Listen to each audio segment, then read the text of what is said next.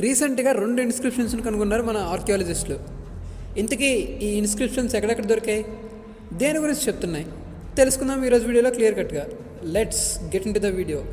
Hi friends, welcome back to నివేదిక. రీసెంట్గా మనకి 2 ఇన్స్క్రిప్షన్స్ బయటపడ్డాయి. ఒకటి మలేషియాలో, 2 మరెక్కడో కాదు మన తెలంగాణలో, అది కూడా రంగారెడ్డి డిస్ట్రిక్ట్లో ఒకటి బయటపడింది. సో ఇంతకీ ఇన్స్క్రిప్షన్స్ ఏం చెప్తున్నాయి? ఫస్ట్ అండ్ ఫార్మోస్ట్ మనం ఒకసారి మలేషియాలో దొరికిన ఇన్స్క్రిప్షన్ గురించి మాట్లాడుకుందాం. ఇది 8th and 9th సెంచరీకి సంబంధించిన ఇన్స్క్రిప్షన్ అనమాట. 8th and 9th సెంచరీస్లో ఆ టైంలో ఉన్న ఇన్స్క్రిప్షన్ ఇది సాంస్క్రిట్ లాంగ్వేజ్లో ఉంది. సో మనకి ఈ సాంస్క్రిట్ లాంగ్వేజ్లో మహాయాన బుద్ధిజం గురించి చెప్తుందనమాట.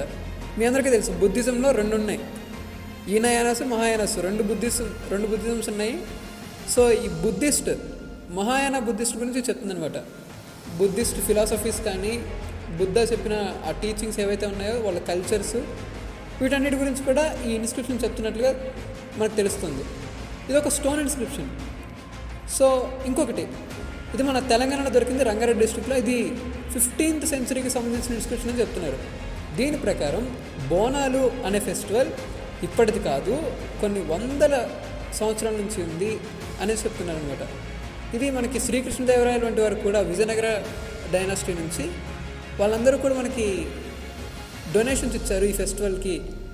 అండ్ అదేవిధంగా చాలామంది భూస్వాములు కూడా డొనేషన్స్ ఇచ్చారు అని చెప్పి ఇది కూడా ఒక స్టోన్ ఇన్స్క్రిప్షన్. ఇది కూడా మన ఆర్కియాలజీ డిపార్ట్మెంట్కి దొరికింది. సో ఇట్లా మన ఇన్స్క్రిప్షన్స్, మన హిస్టరీ థింగ్స్ ఇంకా మనకి చాలా దొరుకుతున్నాయి.